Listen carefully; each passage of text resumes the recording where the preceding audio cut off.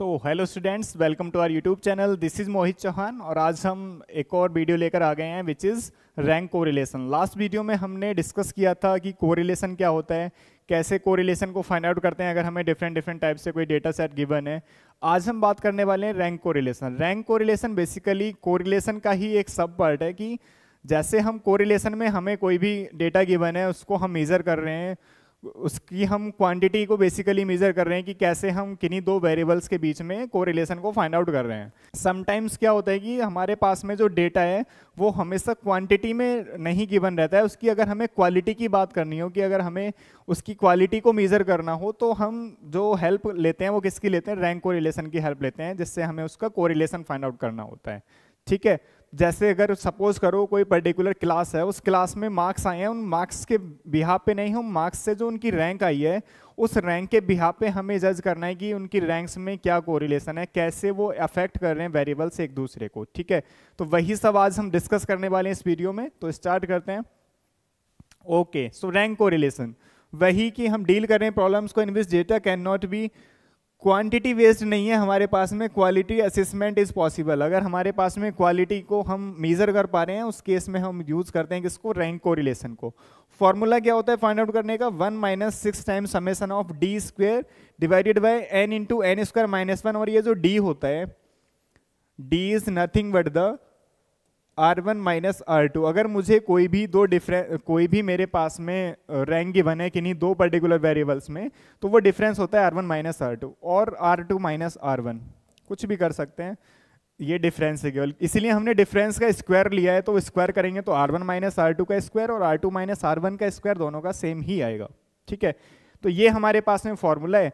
अब इस पर जो क्वेश्चंस हैं वो डिफरेंट डिफरेंट टाइप से बन सकते हैं। ठीक है, पहले जो क्वेश्चन सपोज करो कि अगर मुझे डायरेक्टली रैंक गिवन है किन्हीं दो पर्टिकुलर सब्जेक्ट्स में, तो अगर वो रैंक गिवन है उस रैंक के बिहाफ पे मुझे केवल डी कैलकुलेट करना है, R1 माइनस R2। ये फॉर्मूला मैं अप्लाई करूंगा तो मेरे पास में डायरेक्टली R आ जाएगा और रैंक कोरिलेशन आ जाएगा। अगर इन केस मेरे पास में मार्क्स गिवन है, रैंक गिवन नहीं है, अब की बारी मुझे मार्क्स गिवन है, तो पहले मुझे उन मार्क्स के बिहाफ पे रैंक कैलकुलेट करनी है, उन रैंक से फिर मुझे ये डी कैलकुलेट करना है और रैंक कोरिलेशन फाइंड आउट करना है। थर्ड टाइप क्या हो सकता है कि मुझे कि कोई कंपटीशन चल रहा है, उस कंपटीशन में किन्हीं पर्टिकुलर जजेस को बिठाया हुआ है, अब मुझे उन जजेस को चेक करना है कि क्या मैं उन सभी जजेस, कौन से ऐसा पेयर होगा जजेस का जिसको जो मोस्ट सुटेबल होगा उस पर्टिकुलर कंपटीशन के लिए। ठीक है, तो ये सब हम डिसाइड करते हैं यहाँ से। अब इसी में जो रैंक कोरिलेशन है उसी में एक टॉपिक आता है टाइड रैंक। मीन्स अगर हमारे पास में कुछ मार्क्स गिवन है और किन्हीं दो बच्चों के मार्क्स सेम हो जाते हैं या 3 बच्चों के 4 बच्चों के मार्क्स सेम हो जाते हैं, तो कैसे हम उस सेम वाली मार्क्स की कैटेगरी में रैंक को डिसाइड करते हैं। ठीक है, तो ये सारा कुछ हम आज यहाँ पे सीखेंगे। ठीक है जी, तो 1 बाय 1 हम क्वेश्चंस उठाते हैं। सारे टाइप के क्वेश्चंस लेने वाले हैं 1 बाय 1, तो सभी टाइप का एक एक क्वेश्चन लेंगे तो हमारे को आइडिया लग जाएगा कि कैसे हमें रैंक कोरिलेशन को फाइंड आउट करना है। ठीक है जी, देखो, compute the rank correlation coefficient for the following data. तो हमारे पास में कुछ पर्सन्स हैं, उनकी जो रैंक है मैथ्स में गिवन है और पाइथन में गिवन है। तो रैंक मैथ्स में कुछ इस टाइप से गिवन है और पाइथन में कुछ इस टाइप से गिवन है। मुझे रैंक कोरिलेशन फाइंड आउट करना है, तो मैं एक टेबल क्रिएट करता हूँ। मुझे कुछ पर्सन्स हैं, उनकी रैंक गिवन है, R1 means rank in maths, R2 means rank in Python, ये मुझे गिवन है। मुझे डी कैलकुलेट करना है, तो R1 माइनस R2 होगा, देखो 9 - 1 8 आ जाएगा, 10 - 2 8 आ जाएगा, 6 - 3 3 आएगा, 1 आ जाएगा, 2 आ जाएगा, -4 -3 0 -8 और ये आ जाएगा -7। मुझे बेसिकली इनका चाहिए स्क्वायर, मीन्स मुझे चाहिए डी स्क्वायर, तो ये आएगा 64, ये भी 64 आ जाएगा, ये आएगा 9, ये आएगा 1, ये आएगा 4, ये आएगा 16 9 0 64 एंड 49। तो यहाँ से मुझे निकालना है समेशन ऑफ डी स्क्वायर। तो ये समेशन की अगर मैं वैल्यू निकालूँ तो ये आ जाएगा, 280। मेरे पास में पर्सन्स कितने हैं, 1 2 3 4 5 6 7 8 9 10, तो n की वैल्यू कितनी है, 10। फॉर्मूला क्या होता है r कैलकुलेट करने का, 1 - 6 times summation of D square divided by n into N square minus 1। ठीक है, this is 1 - 6 into summation of D square कितना आया है, 280 divided by 10 into 10 square means 100 minus 1 करेंगे तो 99 आ जाएगा, तो ये 0 से 0 कैंसिल आउट हो जाएगी, तो ये कंप्लीट आ जाएगा R is equals to -0.697. So this is the rank correlation between the ranks in maths and Python. ठीक है, तो इस टाइप से मुझे रैंक कोरिलेशन फाइंड आउट करना है। अगर मुझे डायरेक्टली रैंक गिवन है तो कोई दिक्कत नहीं है, इजीली हमको केवल डी निकालना है, R1 minus R2 and then D square, summation of D square चाहिए केवल फॉर्मूले के लिए। ठीक है, नेक्स्ट देखो, ये मेरे पास में the marks secured by recruits in the selection test X and in the proficiency test Y are given below. दो पर्टिकुलर टेस्ट हुए हैं उनके, और एक है मेरे पास में X और एक है Y, उनमें उनके कुछ मार्क्स आए हैं किन्हीं पर्टिकुलर जो भी उसमें जिन्होंने पार्टिसिपेट किया है। तो X एंड Y मेरे पास में मार्क्स हैं। अब यहाँ पे मुझे पहले इनकी रैंक कैलकुलेट करनी है। ठीक है, देखो एक टेबल बना लेते हैं इस टाइप से। ये मुझे एक पर्टिकुलर टेस्ट में मार्क्स गिवन है, ये मुझे सेकंड टेस्ट में मार्क्स गिवन है। अब मुझे इनके बिहार पे इनकी रैंक्स डिसाइड करनी है। पहले देखो, यहाँ देखो X में सबसे हाईएस्ट मार्क्स किसके हैं, ये है 24, तो जो मैं हाईएस्ट वाला है उसको रैंक 1 दे के चल रहा हूँ। ठीक है, अगर हम लोएस्ट को रैंक 1 दे रहे हैं तो फिर दोनों में लोएस्ट को रैंक 1 देनी है, अगर हम हाईएस्ट को रैंक 1 दे रहे हैं तो दोनों में हाईएस्ट को रैंक 1 देनी है। ठीक है, देखो यहाँ पे सबसे ज्यादा मार्क्स किसके 24 आ रखे हैं, तो 24 के कॉरस्पॉन्डिंग मैंने दे दिया रैंक 1। 24 के बाद है 22, तो 22 को दे दिया मैंने रैंक 2। 22 के बाद क्या है, देखो 22 के बाद है सीधा 17, तो 17 को मैंने रैंक दे दिया 3, 16 को दे दिया 4, 15 को दे दिया 5, 14 को दे दिया 6 एंड 13 को दे दिया 7, 13 के बाद है 12, ये आ गया 8 और मेरे पास में आ गया यहाँ पे 9। तो मैंने सभी को रैंक डिसाइड कर दिया हाईएस्ट टू लोएस्ट की फॉर्म में, जिसके हाईएस्ट है उसको रैंक 1 और जिसके सबसे ज्यादा लोएस्ट है उसको सबसे कम रैंक। ठीक है, ऐसे करके। अब R2 देखो, Y में सबसे ज्यादा किसके मार्क्स हैं, Y में है सबसे ज्यादा 46, तो 46 के कॉरस्पॉन्डिंग रैंक 1 दे दिया मैंने। 46 के बाद 45 को दे दिया रैंक 2, 45 के बाद 42 इसको दे दिया रैंक 3, 42 के बाद है 40, ये आ गया रैंक 4, 40 के बाद है 39, तो ये आ गया रैंक 5, 39 के बाद है 35, तो ये आ गया रैंक 6, 35 के बाद है 34, तो 34 को दे दिया मैंने रैंक 7, देन रैंक 8 एंड 30 को दे दिया रैंक 9।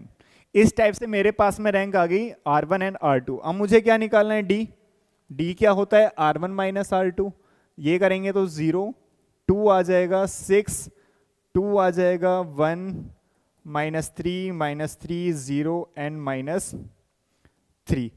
इनका अगर मुझे स्क्वायर निकालना है तो 0 आ जाएगा 4, 36, 4, 1, 9, 9, 0, 9। ये मेरे पास में आ गया डी स्क्वायर। अब अगर मैं इनका समेशन निकालूं तो मुझे मिलेगा summation of D square is, तो ये आ जाएगा summation of D square is 72। ठीक है, फॉर्मूला क्या होता है रैंक कैलकुलेट करने का, R is equals to 1 minus 6 into summation of D square divided by n into N square minus 1। N की वैल्यू कितनी है यहाँ पे 9, तो ये आ जाएगा 1 minus 6 into 72 divided by 9 into 81 minus 1 आएगा, तो ये आ जाएगा मेरे पास। तो यहाँ से R की वैल्यू आ जाएगी, यहाँ से R आ जाएगा 0.4। तो ये आ गया R मीन्स रैंक कोरिलेशन आ गया जब हमें किन्हीं पर्टिकुलर टेस्ट में मार्क्स गिवन है। तो मार्क्स से पहले मैंने रैंक कैलकुलेट किया, देन रैंक के बिहाफ पे मैंने डी कैलकुलेट करके रैंक कोरिलेशन को फाइंड आउट कर लिया है। ठीक है, नेक्स्ट देखो किस टाइप के क्वेश्चंस बन सकते हैं। एक ये हमारे पास में क्वेश्चन है, 10 competitors in a beauty contest were ranked by 3 जजेस in the following orders. 10 competitors हैं किसी एक ब्यूटी कंटेस्ट में, अब मेरे पास में 3 जजेस बैठे हैं, उन्होंने उनको रैंक किया है। ठीक है, अब मुझे ये चेक करना है, use the method of rank correlation to determine which pair of जजेस has the nearest approach to common taste in beauty. मुझे रैंक कोरिलेशन फाइंड आउट करना है, मुझे ये चेक करना है कि कौन सा ऐसा पेयर ऑफ जजेस बनेगा। यहाँ पे 3 जजेस हैं तो मुझे इनके पेयर्स बनाने हैं, 3 ही पॉसिबल पेयर हैं। तो देखो मैं ऐसे बताता हूँ, यहाँ से देखते हैं, एक टेबल बना लेते हैं। ये मेरे पास में फर्स्ट जज है, ठीक है, ये मेरे पास में फर्स्ट जज है, ये सेकंड जज है और ये थर्ड जज है। इन्होंने अपने उन कॉम्पिटिटर्स को रैंक दिए हैं अपने अपने अकॉर्डिंग। ठीक है, अब देखो मुझे क्या निकालना है, मुझे पेयर्स बनाने, तो मैं एक R12 का पेयर बनाता हूँ, मीन्स फर्स्ट और सेकंड जज को लेकर। एक मैं पेयर बना रहा हूँ सेकंड और थर्ड जज को लेकर, और एक मैं पेयर बना रहा हूँ फर्स्ट एंड थर्ड जज को लेकर। तो इसका जो फॉर्मूला बनेगा वो क्या बनेगा, 1 minus 6 summation of D12 square divided by n into n square minus 1। अब ये जो सेकंड वाला है ये क्या बनेगा, 1 minus 6 into summation of D23 square divided by n into n square minus 1, और ये आएगा 1 minus 6 into summation of D13 square divided by n into n square minus 1। ठीक है जी। अब देखो मुझे ये 3 रैंक को रिलेशन फाइंड आउट करने हैं। मुझे यहां से ये बताना है कि विच पेयर ऑफ जजेस has the nearest approach to the common taste in beauty. जो भी कंटेस्ट हो रहा है, जो भी हमारे पास में कॉम्पिटिटर्स हैं, उनके बिहाफ पे मुझे बताना है। ठीक है, अब देखते हैं। पहले सबसे पहले मुझे ये रैंक को रिलेशन फाइंड आउट करना है। ठीक है जी। अब देखो मुझे ये सारी चीजें गिवन है, तो मुझे चाहिए क्या, मुझे निकालना है सबसे पहले D12, तो ये क्या आएगा R1 माइनस R2। मुझे निकालना है D23, तो ये आएगा R2 माइनस R3। मुझे निकालना है D13, तो ये आ जाएगा R1 माइनस R3। फिर मैं निकालूंगा क्या, D12 स्क्वायर, फिर मैं निकालूंगा D23 स्क्वायर, और फिर मैं निकालूंगा D13 स्क्वायर। ठीक है, देखो 1 2 करेंगे तो R1 माइनस R2 ये आ जाएगा -2, ये आएगा 1 माइनस 3 6 आ जाएगा, -4 -8 ये आ जाएगा 2 8 1 -1 2 3 मीन्स R2 माइनस R3 करेंगे -3 1 -1 -4 6 8 -1 -9 1 ये आ जाएगा 2। ठीक है, R1 माइनस R3 1 माइनस 6 करेंगे तो -5 आएगा, 6 माइनस 4 तो 2, 5 माइनस 9 करेंगे तो -4 आ जाएगा, 10 माइनस 8 तो 2, ये भी 2 आ जाएगा, ये 0 आ जाएगा, 1 -1 2 और ये आ जाएगा 1।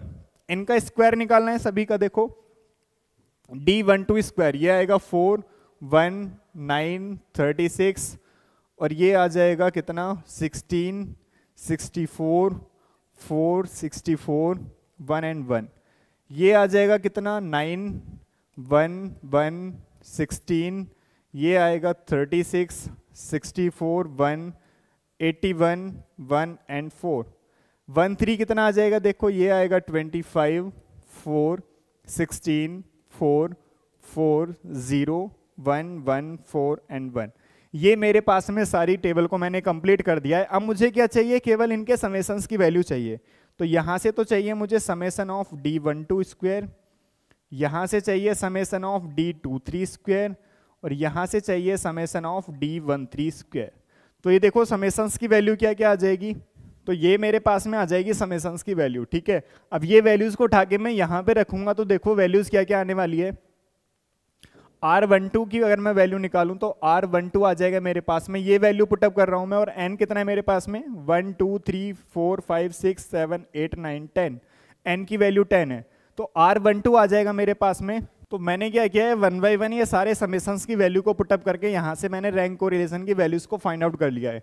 R12 आ गया -0.212, R23 आ गया -0.297, R13 आ गया 0.636। तो यहाँ पे देखो जो फर्स्ट एंड सेकंड जज है उसका जो रैंक कोरिलेशन है वो कितना है, निगेटिव -0.212 निगेटिव आया। इट मीन्स जो फर्स्ट एंड सेकंड जज के जो ओपिनियन है उस पर्टिकुलर कॉम्पिटिशन को लेकर वो कैसे हैं, अपोजिट टू ईच अदर है, क्योंकि उसका रैंक कोरिलेशन कैसा आया है, निगेटिव आया है। सेम देखो जो सेकंड एंड थर्ड जज है मेरे पास में, यहाँ पे भी जो रैंक कोरिलेशन आया है वो आया है -0.297। इट मीन्स जो मेरे पास में सेकंड एंड थर्ड जज है उन दोनों के ओपिनियन भी कैसे हैं, opposite to each other. But अगर मैं बात करूँ फर्स्ट एंड थर्ड जज की, तो यहाँ पे देखो जो मेरे पास में रैंक कोरिलेशन आया है वो कैसा आया, पॉजिटिव आया है 0.636।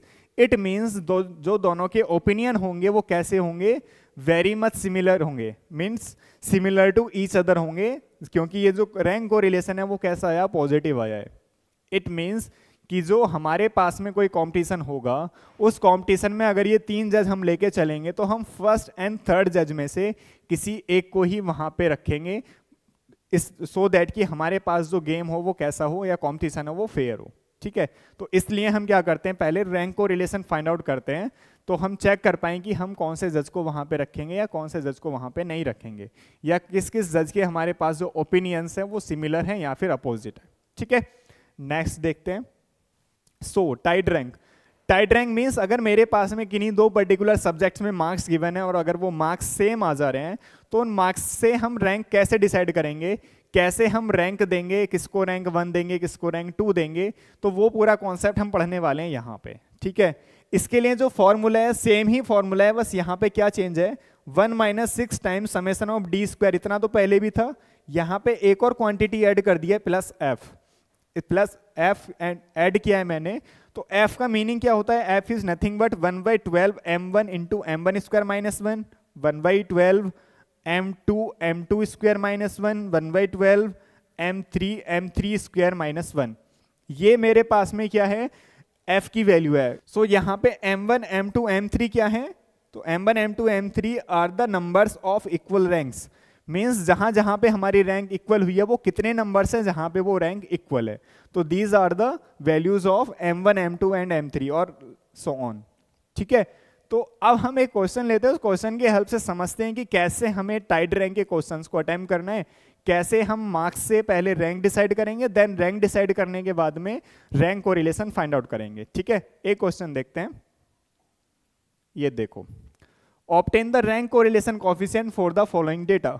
मेरे पास में ये क्वेश्चन है, यहाँ पे मुझे कुछ मार्क्स गिवन है एक्स एंड वाई की फॉर्म में, मुझे रैंक को रिलेशन फाइंड आउट करना है। ठीक है, अब देखो मैंने इसको एक टेबुलर फॉर्म में लिख लिया है। अब हम देखते हैं कि कैसे हमें रैंक डिसाइड करनी है। तो देखो सबसे पहले एक्स पर आ जाओ, एक्स में देखो सबसे हाईएस्ट मार्क्स इसके 80, तो 80 को मैंने दे दिया रैंक 1। 80 के बाद क्या आएगा, देखो 75, तो 75 यहाँ भी प्रेजेंट है और यहाँ भी प्रेजेंट है, तो 75 2 प्लेस पर आ रहा है और मुझे मींस सेकंड और थर्ड रैंक की जगह पर आ रहा है।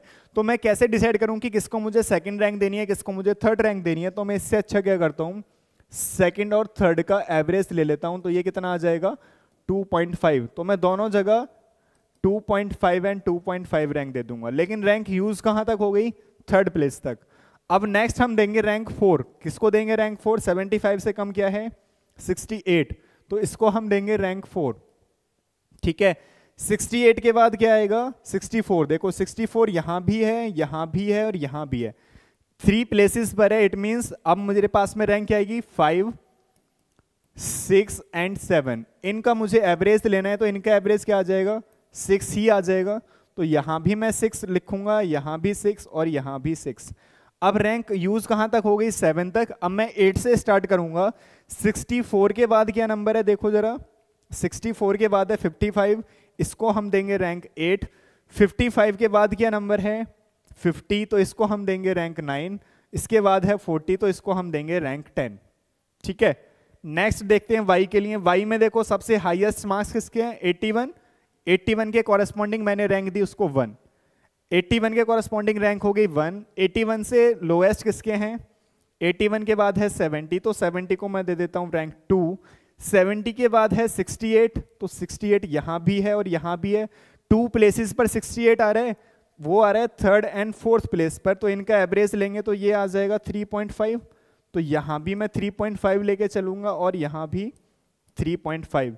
अब रैंक यूज होगी मेरी 4 तक। अब मुझे स्टार्ट करनी है 5 से, तो 68 के बाद क्या नंबर आ रहा है 68 के बाद आ रहा है 62, तो 62 को मैं क्या दूंगा 5। 62 के बाद है 60, इसको देंगे हम 6। 60 के बाद क्या है 58, 58 को दे देते रैंक 7। 58 के बाद क्या है 50, तो ये आ जाएगा रैंक 8। 50 के बाद 48, तो ये आ जाएगा रैंक 9 और 45 को दे देंगे रैंक 10। तो मेरे पास हम इस टाइप से रैंक डिसाइड करेंगे जब हमारे पास में मार्क्स सेम आ जाते हैं। ठीक है, जब हमारे पास में रैंक टाई होने लगती है उस केस में हम रैंक को एवरेज टाइप से निकाल लेते हैं और हम इस टाइप से वैल्यूज दे देते हैं। अब देखो, अब हमें ये डिसाइड करना है कि चलो सबसे पहले हम लिख लेते हैं डी। डी क्या होगा R1 माइनस R2, ये वैल्यूज देखो 4 - 5 करेंगे -1, ये भी -1, ये भी -1, -1, ये आ जाएगा 5, ये आएगा -5, -1, 1 और ये आ जाएगा कितना 0 और ये आ जाएगा 4। इसका स्क्वायर करेंगे, मुझे डी स्क्वायर चाहिए, तो ये आ जाएगा 1 1 1 1 25 25 1 1 0 एंड 16। मुझे चाहिए यहाँ से समेसन ऑफ डी स्क्वायर। तो समेसन ऑफ डी स्क्वायर की वैल्यू देखो क्या आ जाएगी, यहाँ से समेसन ऑफ डी स्क्वायर आ जाएगा कितना 72। अब मेरे पास में समेसन ऑफ डी स्क्वायर आ गया। अब मुझे चाहिए m1 m2 m3 की क्या क्या वैल्यूज होंगी। अब देखो यहाँ से मुझे m1 m2 m3 चाहिए, क्योंकि फॉर्मूला क्या होता है, ये होता है 1 minus 6 times of D square plus capital F divided by n into N square minus 1।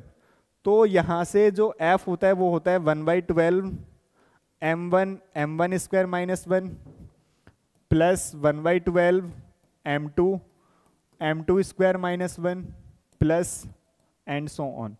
तो हमारे पास में जो m1 m2 है इनकी क्या क्या वैल्यूज होंगी, ठीक है, या फिर ये m1 m2 m3 यहाँ पे आएंगे कहाँ तक वो हमें चेक करना है। अब देखो जो हमने x लिया था यहाँ पे जो वैल्यूज आ रही थी, तो यहाँ पे 75 कितने टाइम रिपीट किया था, 2 टाइम्स रिपीट किया था। इट मीन्स जो m1 है वो कितना है 2 है। 2 रैंक हमारी सिमिलर आई थी। 64 कितने टाइम रिपीट किया था 1 2 एंड 3 टाइम, तो m2 कितना आ जाएगा 3 आ जाएगा। यहाँ पे 68 रिपीट किया था कितने टाइम्स 2 टाइम्स, तो m3 की वैल्यू क्या आ जाएगी यहाँ पे 2 आ जाएगी। अब ये जो नंबर्स हैं m2 को मैं 2 ले सकता हूँ, m1 को मैं 3 ले सकता हूँ, इनसे कोई डिफरेंशिएट नहीं होगा, क्योंकि जो फॉर्मूला है वो सेम ही फॉर्मूला है। m1 की जगह पर रखो 2 या m1 की जगह पर रखो 3, तो लेकिन 3 तो वैल्यू मुझको कैलकुलेट करनी ही है। तो ये वैल्यूज में किसी भी m1 m2 m3 की कोई भी वैल्यू ले सकता हूँ, ठीक है। पहले मुझे f कैलकुलेट करना है, देन मुझे r की वैल्यू कैलकुलेट करनी है। समेसन ऑफ डी स्क्वायर मैंने कैलकुलेट कर लिया है, ठीक है। तो मैं यहाँ से m1 m2 m3 की वैल्यू रखे अगर मैं f को कैलकुलेट करने का ट्राई करूँ तो f आ जाएगा मेरे पास में, तो f आ जाएगा मेरे पास में 3, डी स्क्वायर मेरे पास में 72 है, तो ये टोटल वैल्यू आ जाएगी मेरे पास में, ये कुछ ऐसे है,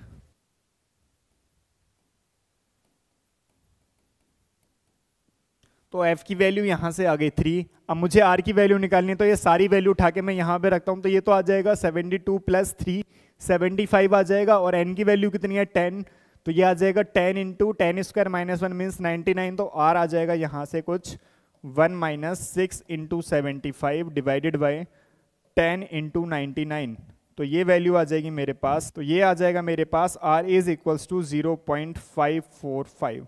सो this is the rank correlation. इस टाइप से मुझे टाइड रैंक में रैंक कोरिलेशन फाइंड आउट करना है, ठीक है। ये एक और क्वेश्चन है मेरे पास में सेम, इसका भी मुझे क्या करना है रैंक कोरिलेशन फाइंड आउट करना है, सेम तरीके से कैलकुलेट करना है। देखो इसके लिए थोड़ा सा ये बता देता हूं मैं। देखो अगर मैं R1 और R2 निकालने का ट्राई करूं, ये हम थोड़ा सा डिस्कस कर लेते हैं, बाकी क्वेश्चन को तुम लोग कर लेना।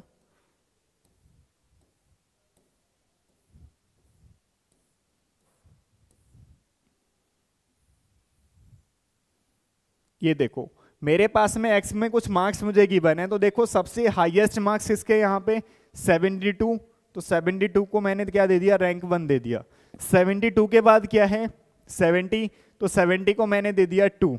70 के बाद क्या है 69, 69 को दे दिया 3। 69 के बाद 68, इसको दे दिया 4, देन 67। लेकिन 67 यहाँ भी है और यहाँ भी रैंक यूज हो गई 4 तक, तो 5 और 6 प्लेस पर मेरे पास जो रैंक आ रही है उनका मुझे क्या लेना है एवरेज लेना है। तो ये क्या आ जाएगा 5.5 आ जाएगा, तो यहाँ भी हम 5.5 रैंक देंगे और यहाँ भी 5.5। रैंक यूज कहाँ तक हो गई 6 तक, 66 को क्या दे देंगे हम 7 एंड 65 को दे देंगे 8। इस टाइप से मुझे रैंक डिसाइड करनी है। नेक्स्ट में देखो जो हाईएस्ट मार्क्स है वो किसके 72, लेकिन 72 कितने प्लेस पर आ रहा है 2 टाइम्स आ रहा है, तो फर्स्ट और सेकंड प्लेस पर क्या आ रहा है मेरे पास में 72 आ रहा है, तो इसका जो एवरेज आ जाएगा वो क्या आ जाएगा 1.5। तो मैं इसको भी 1.5 रैंक दूंगा और इसको भी 1.5। 72 के बाद क्या आ रहा है 71, रैंक यूज 2 तक हो गए, तो यहाँ पे आ जाएगा 3। 71 के बाद आ रहा है 69, तो ये आ जाएगा 4। 69 के बाद 68, लेकिन 68 रिपीट कर रहा है, यहाँ भी है और यहाँ भी। 4 तक रैंक यूज हो गई, मींस 5 और 6 प्लेस पर अगेन क्या आ गया 68 आ गया, तो इसका क्या आ जाएगा एवरेज 5.5। तो यहाँ भी हम 5.5 देंगे और यहाँ भी हम 5.5 ही रैंक देंगे, ठीक है। अब ये 68 आ गया, 5.5 हो गया, अब रैंक यूज कहाँ तक हो गई, 6 तक। अब 67 आएगा तो इसको हम रैंक देंगे 7 और 65 को रैंक देंगे 8। अब मेरे पास में R1 R2 आ गया। सिंपली अगर मुझे क्या निकालना है, D निकालना है, तो D क्या होगा, R1 माइनस R2, और D स्क्वायर क्या आ जाएगा, R1 माइनस R2 का स्क्वायर। तो मुझे यहां से समेशन मिल जाएगा D स्क्वायर। अब देखो यहाँ पे जो M1 M2 M3 की वैल्यूज क्या क्या होंगी, ये जो 67 है ये रिपीट किया है 2 टाइम्स, तो M1 कितना आ जाएगा 2। यहाँ पे 72 भी 2 टाइम्स रिपीट किया है तो M2 की वैल्यू भी 2 आ जाएगी। एंड 68 भी 2 टाइम्स रिपीट किया है तो M3 की वैल्यू भी क्या आ जाएगी, 2 आ जाएगी। तो हमें यहाँ से कैपिटल F निकालना है M1 M2 M3 की वैल्यूज के लिए। समेशन ऑफ D स्क्वायर यहाँ से मिल जाएगा, तो यहाँ से जो R की वैल्यू आएगी, मैं डायरेक्टली आंसर लिख देता हूँ, ये आ जाएगा मेरे पास, ये आ जाएगा 0.603। इसको कैलकुलेट कर लेना, इसकी वैल्यू ये आ जाएगी, ठीक है। Okay, thank you so much. तो इस वीडियो में हमने कोरिलेशन को कंप्लीट किया है, रैंक कोरिलेशन को। जब हमारे पास में डिफरेंट टाइप से रैंक्स गिवन होती है, अगर हमें डायरेक्टली रैंक गिवन है, अगर हमें मार्क्स गिवन है, तब कैसे कैलकुलेट करना है, अगर हमें कुछ जजेस गिवन है, उनके पेयर्स को चेक करना है कि कौन से जजेस की जो अप्रोच है वो नियरेस्ट होगी, और या फिर उनके जो ओपिनियंस होंगे अपोजिट टू ईच अदर होंगे, या फिर हमारे पास में जब टाइट रैंक का कॉन्सेप्ट आता है। तो ये सारा कुछ हमने डिस्कस किया है इस वीडियो में। तो नेक्स्ट वीडियो में अब हम बात करेंगे रिग्रेशन एनालिसिस की, तो बने रहिए हमारे साथ। Thank you so much.